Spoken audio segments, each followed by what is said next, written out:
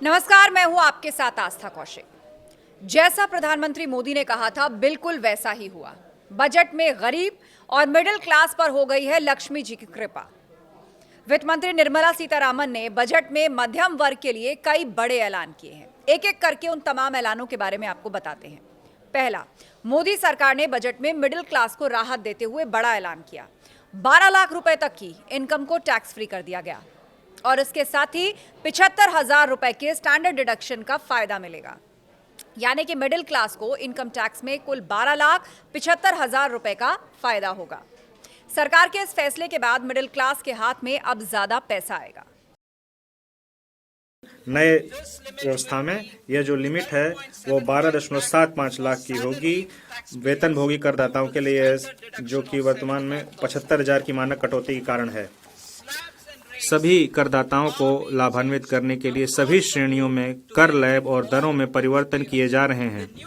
यह नई संरचना मध्य वर्ग के करों को काफी कम करेगी और घरेलू उपभोग, बचत और निवेश को बढ़ावा देने के लिए उनके पास अधिक धनराशि उपलब्ध होगी। दूसरा, वरिष्ठ नागरिकों को टैक्स छूट 50,000 से 1 लाख की गई। टीडीएस की सीमा 7 लाख से बढ़ाकर 10 लाख की गई है। वित्त मंत्री ने ऐलान किया कि पिछले 4 साल का आईटी रिटर्न एक साथ फाइल किया जा सकेगा। तीसरा ऐलान, बजट में किसानों के लिए कई बड़े ऐलान किए गए। आने वाले साल में मसूर, उड़द और तुअर जैसी दालों की पैदावार बढ़ाने पर ध्यान दिया जाएगा। कपास की पैदावार बढ़ाने के लिए 5 साल तक मिशन मोड पर काम किया जाएगा। किसान क्रेडिट कार्ड पर कर्ज की लिमिट 3 लाख से बढ़कर 5 लाख होगी। फसलों की उपज बढ़ाने के लिए पीएम धन धान्य योजना शुरू की जाएगी और इस योजना से 1.7 करोड़ किसानों को फायदा होगा। चौथा ऐलान, वित्त मंत्री ने उन लोगों के लिए जो अपना खुद का उद्योग शुरू करना चाहते हैं, उनके लिए फंड ऑफ फंड्स योजना की घोषणा की और इसके लिए 10,000 करोड़ का ऐलान बजट में किया गया है।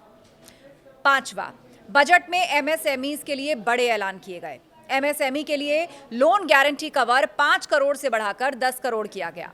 स्टार्टअप के लिए लोन अमाउंट 10 करोड़ से बढ़ाकर 20 करोड़ रुपए किया जाएगा और उसके साथ ही जो गारंटी फीस है उसमें भी कमी की जाएगी। छठा ऐलान, बजट में बिहार के लोगों के लिए बड़े ऐलान किए गए हैं। बिहार में मखाना बोर्ड बनाया जाएगा। बिहार में national institute of food technology, entrepreneurship and management बनाया जाएगा। पटना में इंडियन इंस्टीट्यूट ऑफ टेक्नोलॉजी की क्षमता बढ़ाई जाएगी। आईआईटी में एडिशनल इंफ्रास्ट्रक्चर बनाया जाएगा।